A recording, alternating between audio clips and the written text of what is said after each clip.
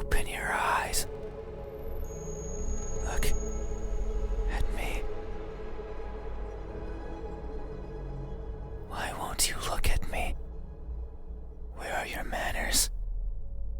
If a stranger asks for help, is it right to ignore them? Is that how it is?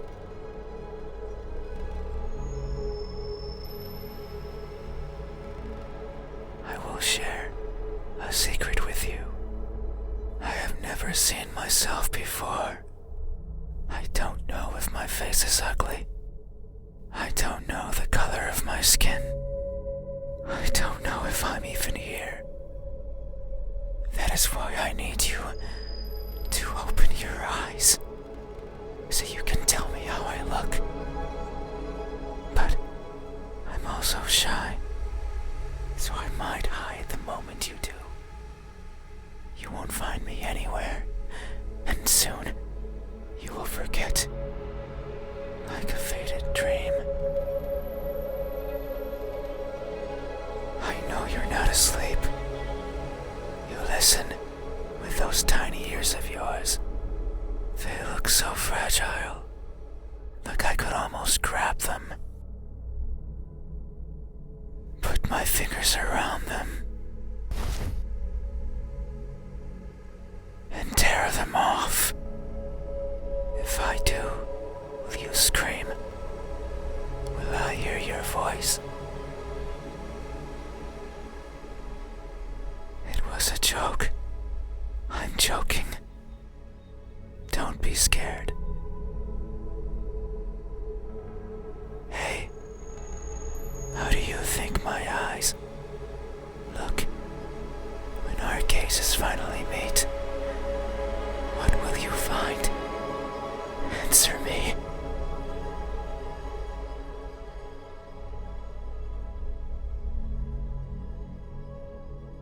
They look lost.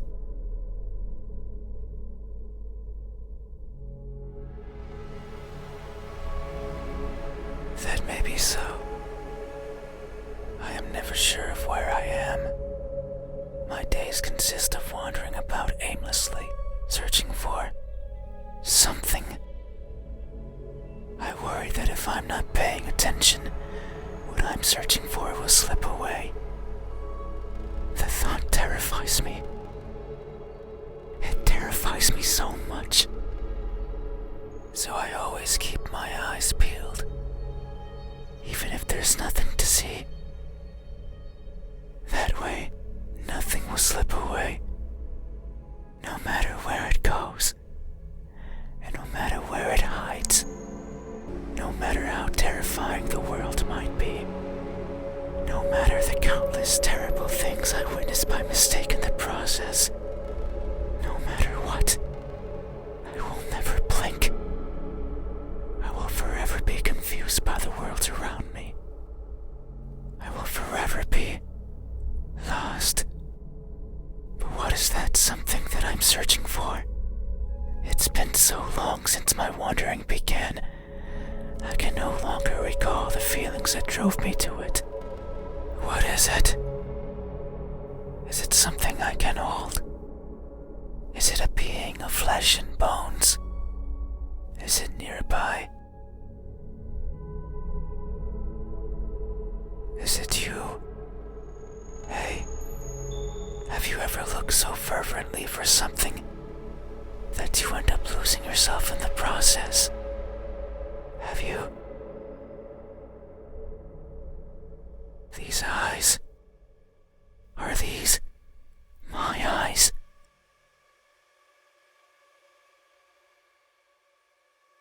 Is that so? Then, how do you think my eyes look when our cases finally meet? What will you find? Answer me. They look empty.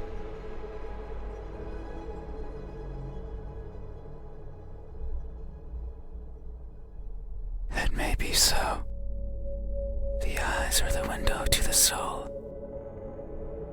That's what someone told me Long ago, they said that the soul was holy, bright, beautiful. Every person has one, both the good and the evil. But that person said I was the exception, that something like me couldn't possibly own something so holy, so bright, so beautiful. They looked inside of me, took a deep breath, and announced their conclusion with great fatigue. Their eyes that could see it all, couldn't find anything in there. I'm sure that if you were to cut me apart, not even blood would flow out, even if I felt it sometimes crawling through my veins. Maybe that's why I've never seen myself before, because I'm empty. But isn't that something to be grateful for? Because if I were to look and find nothing there, then surely I would feel disappointed. By not looking, I can ease myself of that pain. So maybe this is for the best. I can't remember who was the first to recite these words to me, nor the second, nor the third, nor the several others who came after. The only thing I remember is that they looked as empty as I did to them. Hey, have you ever felt so empty, so devoid of what makes everyone special, that you've embraced the void as your own? Have you? These eyes, are these my eyes? Is that so? Then, how do you think my eyes look? When our gazes finally meet, what will you find? Answer me. They look broken.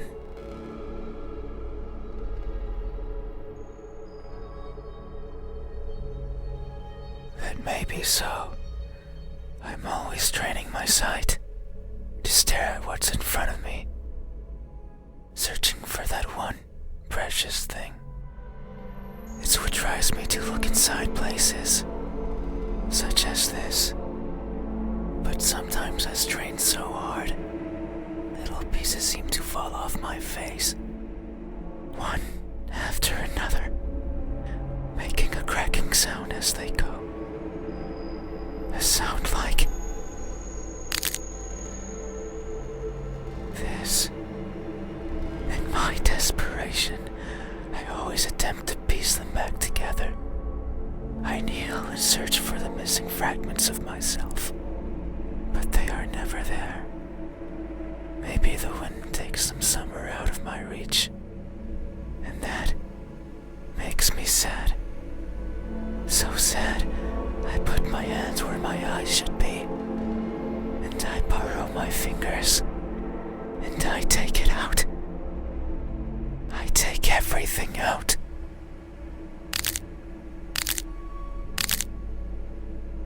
Every little piece that remains, harder, furiously, and wallowing in sorrow. I pray to whoever's listening to give back what's mine, to not make me lose more than I've already lost.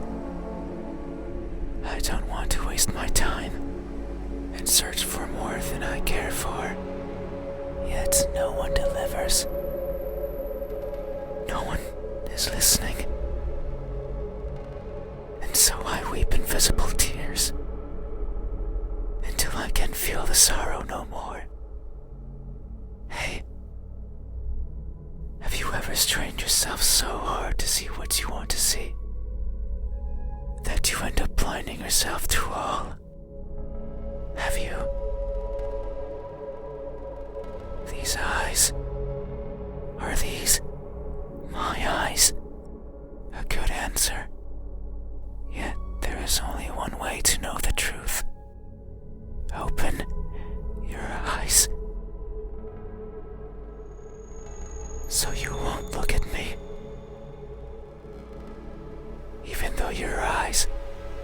So pretty. I can't see them, but I can imagine them behind their veil of flesh. Round like pearls, and shiny like jewels.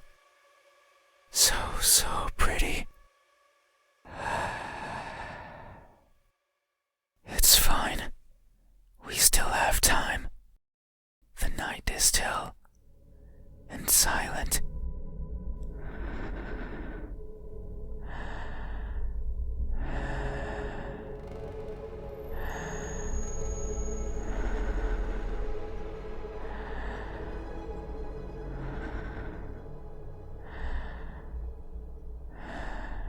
People are good at closing their doors.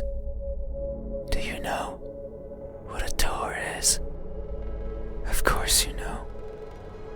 You have one right there at the verge of your little world. A door is a barrier to keep the bad out.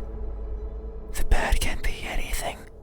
A bad person, a bad smell, and sometimes me. I can't open doors. I find them tricky. Should I push or pull? Should I turn the knob left or right? Should I try to take it off its hinges? Should I chip away at it, hoping it will fall apart? And what happens when it opens? Do I close it behind me? Do I keep it open? But that might be rude to the person who had it closed. But then, how do I get out? And what happens if the wind pushes it close? What then? So many options. So many things that could go wrong. Whenever I stand in front of a closed door, it paralyzes me. I stare at it for a long time and think of my excuses, because that's all they are. What bothers me the most about closed doors is the idea they exist to keep me out. It fills me with the need to go in, so I search for a crevice or a window. Anything that might be open. Anything that might let me in. I'm not good with doors, but as long as there's a place where I can fit, then I can go in anywhere. Every night, I hop across the shadows of the streets. I'm careful so as to not be caught by the light. In my eternal search, I pick a place where to rest. I slip in and spend the night wherever is comfortable, without alerting anyone. Usually it's a cellar, an attic, anywhere with dust, with dirt. I feel at home there. But sometimes, just sometimes, an urge swells inside of me. The urge to be seen. So I search hard for a door that's open, for an entryway covered in darkness, and for someone to be at the other end, awake, as if expecting me. But you won't look at me, even though you had your door open for visitors. Why is that? Are you afraid? Do I scare you? No, that can't be it. We have been chatting for so long. You haven't chased me out. That means you welcome me. So I'm certain that if I were to reach out my hand, you would reciprocate and grasp it. I'm sure your hands are warm. So very warm. Because people are always warm. Hey, how do my hands look? When my warmth finally meets yours, how will it feel? Answer me. They look tired.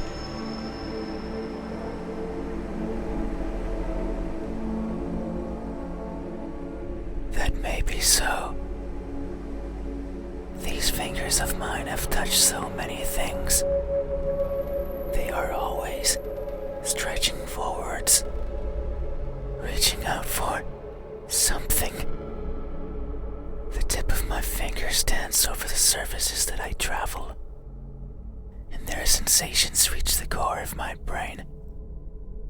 Be it the softness of the first spring flowers, or the roughness of a wall made out of rubbish. Caressing, grabbing, clawing, no matter the time of day, no matter if I'm awake or asleep, as if they had a mind of their own. Even now, they clutch onto the fabric of your bed sheets. They like how these thousands of threads intertwine with each other. The rustle of fabric against fabric, of skin against skin is irresistible. They want more. They want to feel closer, to have it between them and around them, more and more and more. Sometimes, however, they can't reach as far as they'd like. That's when I lend a hand. I take over and stretch, stretch, stretch, and they grow. Maybe just the length of a fingernail every time. But they grow, just so they can reach out, clutch what they want, and then throw it aside, discarded, and forgotten. That's why they are tired, because they never stop seeking, and most likely never will. Hey, have you ever stretched your fingers to grab a hold of something important, only to learn that it's been long out of your grasp? Have you? These hands, are these my hands? Is that so? Then, how do my hands look when my warmth finally meets yours? How will it feel? Answer me. They look deceitful.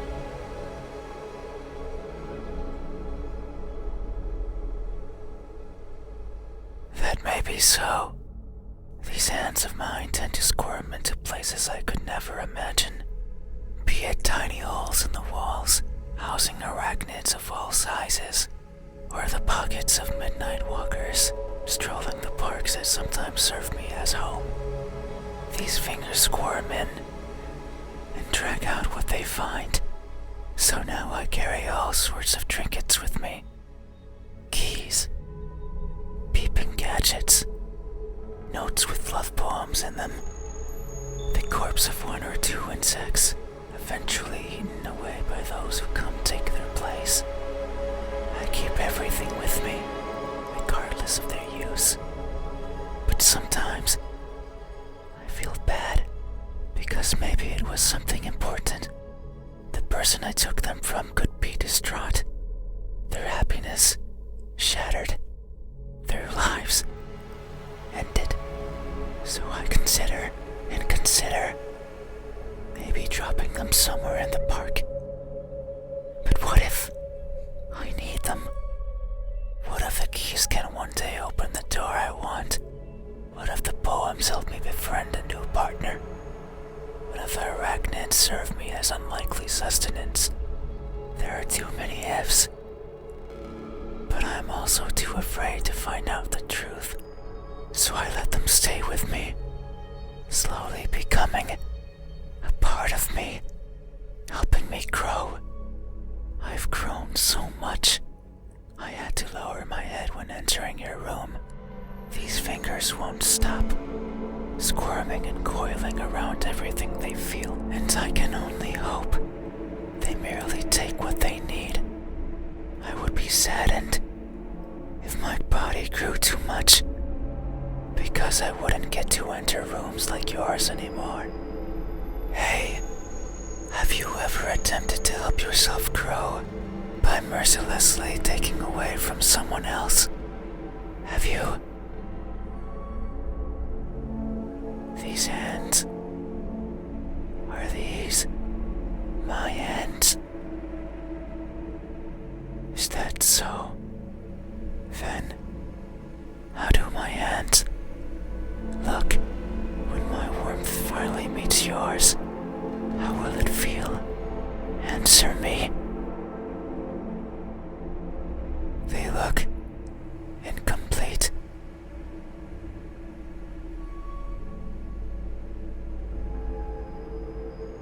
That may be so.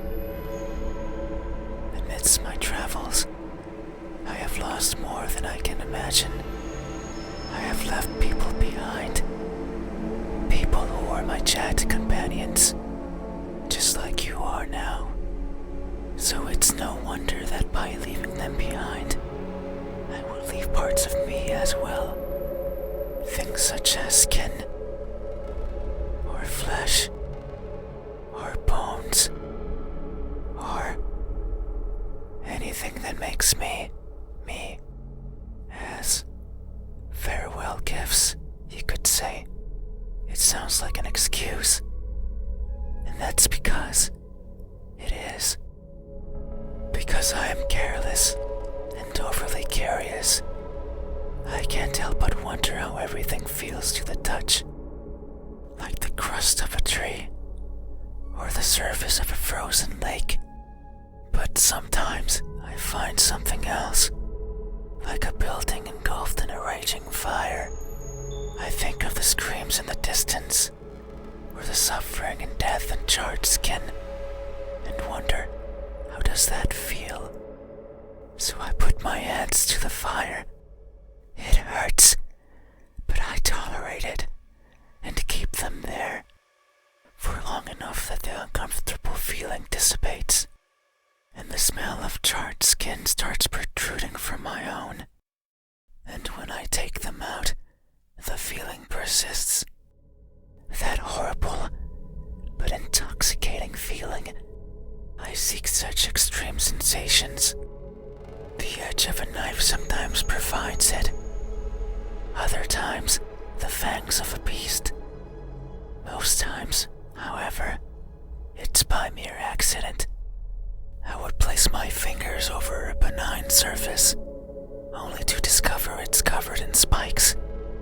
And I would leave my hands there as I traverse along it, leaving parts of my body as a farewell gift. In that sense, it's not so different from what I was saying before. The fire and the blades are friends. They have granted me times of great fun. It's only polite to leave something of yours as a sign of thanks. But there's one thing I've always loathed from these encounters. They're always painful. I'd rather they weren't.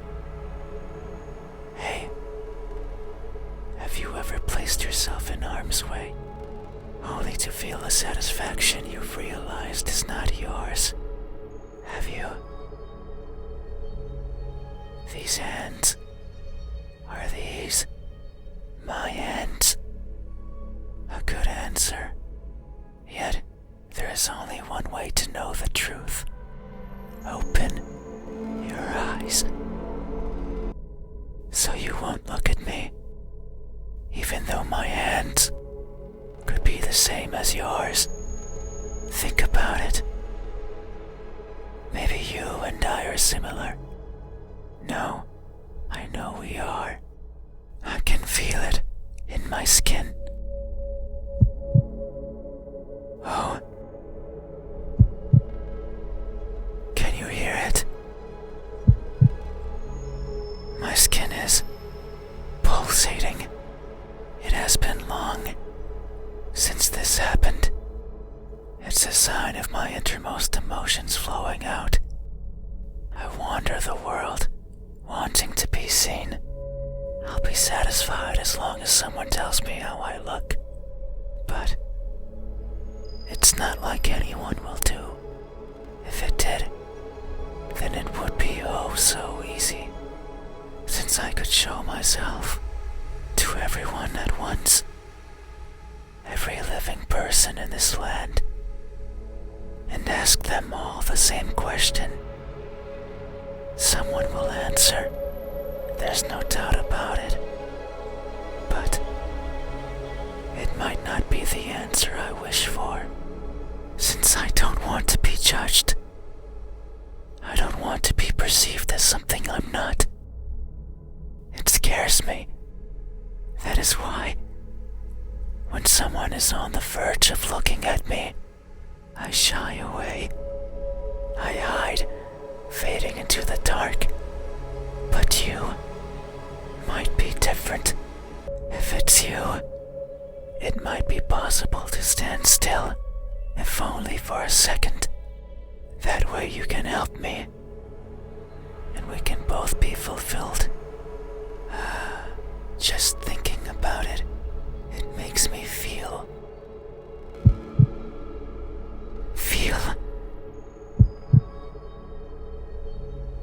something. I cannot describe it. I am not good with words. There was a person in my past who taught me to speak like a person. They were not good at it either.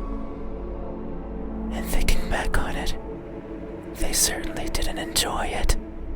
To teach a wordless being how to talk must be a challenge. Yet, they did.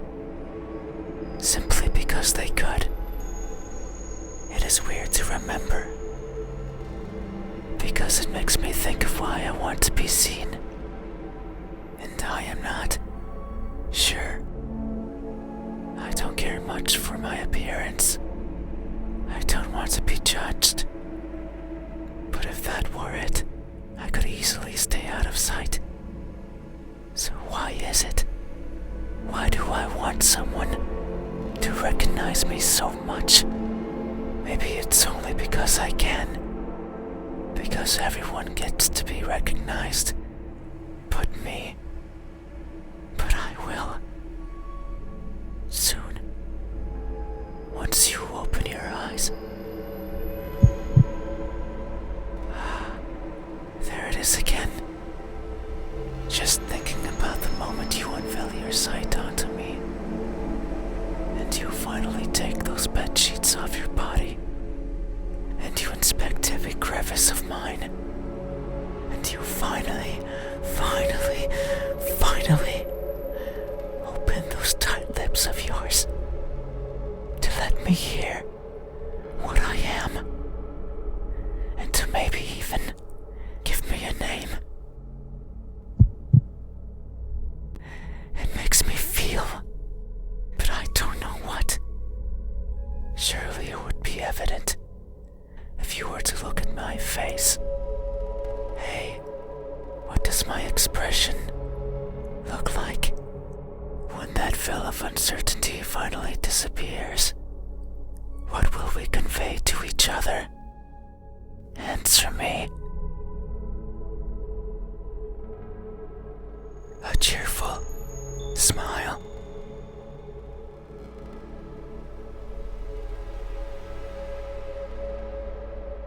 That may be so.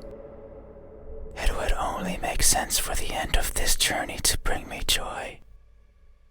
It has been so long. I can no longer remember where it all began. But who's to say it had a beginning? Maybe the starting point is that faint memory. The earliest one I can recall. I was walking, and for some reason, it was daytime. I rarely travel during the daytime, only when the fear of being seen isn't there. So I must have believed that was the case. But it's strange, since the place I was walking through was a city, one full of people. I couldn't see them, but I knew they were there, hiding in the shadows, with their backs against the dirt, completely motionless, completely silent.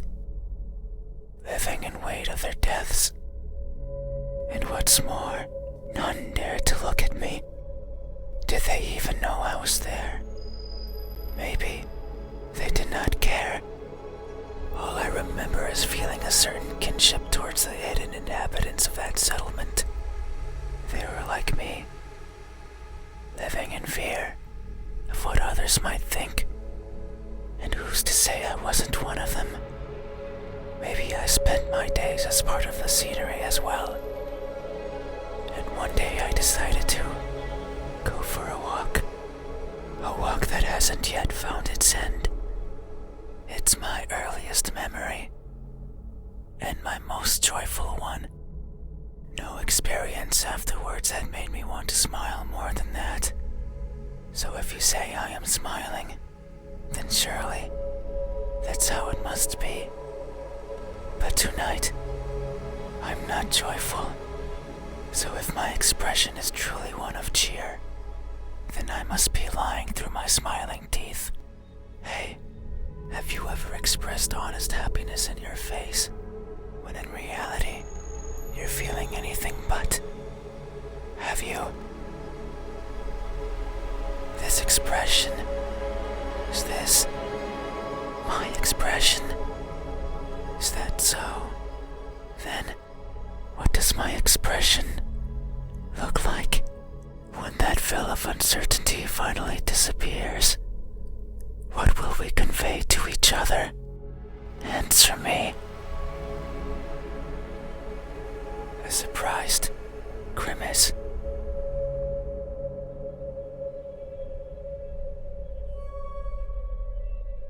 That may be so. Tonight is the first I hear about my eyes, or my hands, and the new and unexpected is always a source of surprise. People always act surprised when I show myself before them, so it makes sense that my appearance would surprise me as well. At times, they stop moving, merely looking at me in awe. At others, they scream and run and exhaust themselves to the point they can't think. Others, they don't feel much at all. They sit and stay and attempt to talk. I don't like when they do that. It's like they are not seeing me, not recognizing me. I much prefer when they freeze. I much prefer when they scream. A reaction is what I want. It's a sign that I am there, and that my existence means something to them. That's why I like you. You did not scream, yet you did not run either. You were surprised and averted your eyes, but instead, you stayed, listening, acknowledging. You are the first to do this for me. You are new and unexpected. Yet, how odd. Is this really surprise? No. You say it is, so it must be true. But what I'm feeling right now, what I'm experiencing, it's not the same as those who have seen me. As if their surprise was something different from mine. Hey, have you ever acted surprised? Not because you are, but because you believe that's how you must feel. Have you? This expression, is this my expression? Is that so? Then, what does my expression look like when that veil of uncertainty finally disappears? What will we convey to each other? Answer me. An emotionless stare.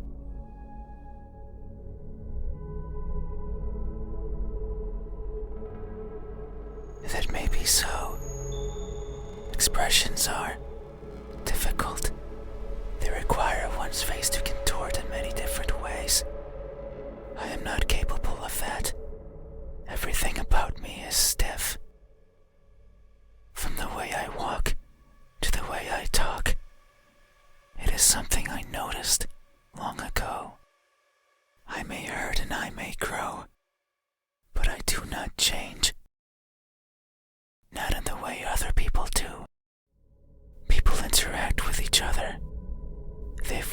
actions, they experience thrills. A person becomes someone different with each passing second, turning old and perishing. However, I don't think I'm capable of any of those things. My journey began long ago, longer than any person has ever journeyed. And in my life, I have seen others born and die, born and die. A person's existence is so fleeting, and yet so many things happen to them, so many worthwhile memories. It is something I lack. Were I to write a book, I could not fill a single page. It's not for the lack of memories, but rather because these memories mean nothing to me, save for a minuscule number. They are all the same, blending with each other into a mottled gray, lacking the meaning people often give to that which they care about. Perhaps if someone else had lived what I had, they would see meaning. They would treasure it. But I cannot.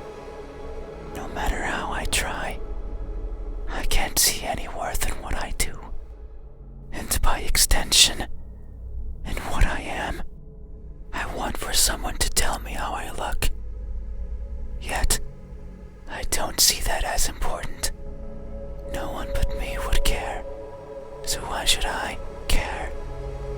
But that doesn't mean I have never felt. I feel things. Joy, sorrow, fear. I am always feeling. And right now, I am feeling strongly. It's here, in my pulsating skin. You say my expression is emotionless, that it shows nothing, and if you say so, it must be true. But soon you will see something, because what I'm feeling is not nothing. Hey, have you ever masked yourself with indifference, only to hide the overwhelming emotions hiding beneath? Have you? This expression, is this my expression? I see. Thank you. You have truly helped me tonight. These are my eyes. These are my hands. And this is my expression. I consider these my most treasured features. And you have helped me picture them all. No one has done this for me. I feel a connection with you, one born out of honest gratitude. But there's one step left. You need to make sure of the truth. It is the only way to finally understand each other. So please, I beg of you, open your eyes. No. I see. I understand. No, it's fine. You have still helped me by answering my questions. No one has done that for me before, so I have no right to ask for anything else.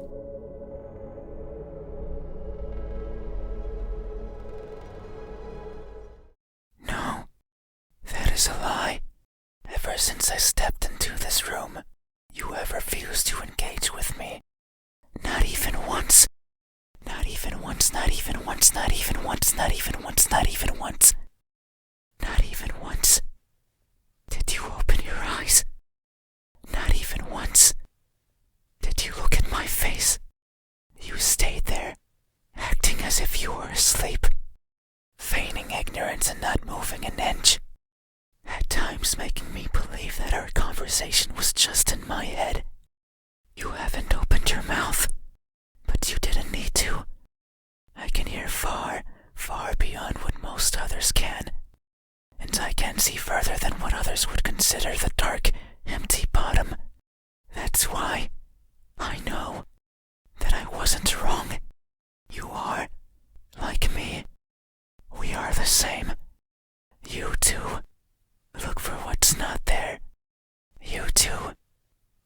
account for what might hurt you. And you, too, are a liar. The type that shows one thing and feels another. But you made a mistake. I know you're lying. Because every answer you've given me so far has been wrong. I am not what you said I am. These eyes, these hands, this expression.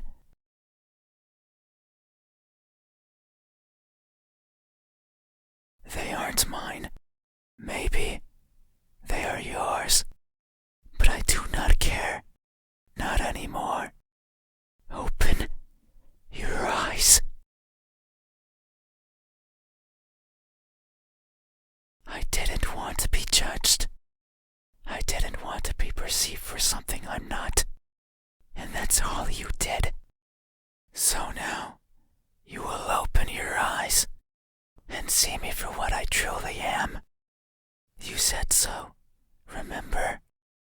That in this room, you know how everything looks. It was those words that brought me here. So you have to do right by that which you claimed. It is time. Open your eyes. Open your eyes.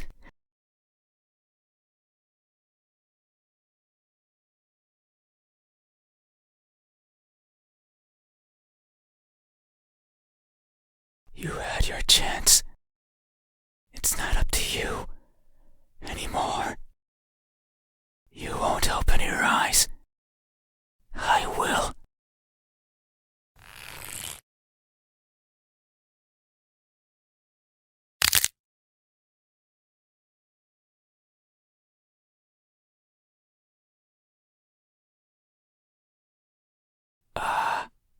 Your eyes are as beautiful as I imagined. Tell me, my new friend, what do you see?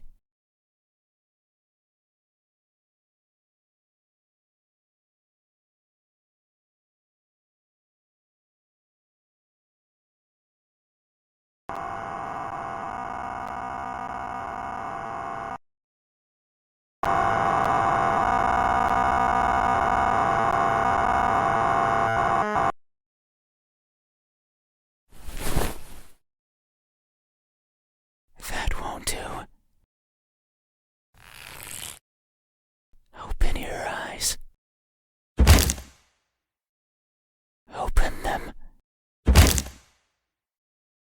Open them now. Open, open, open. Open, open, open. Open, open, open.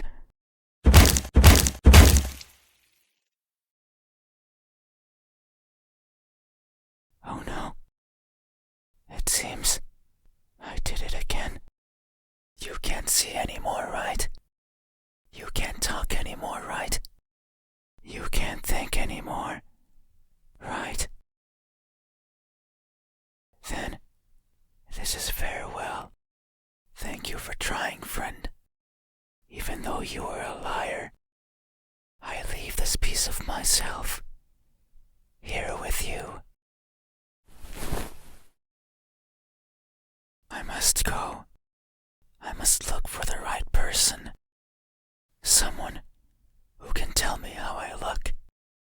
Someone who can explain to me why everyone looks like that when they do.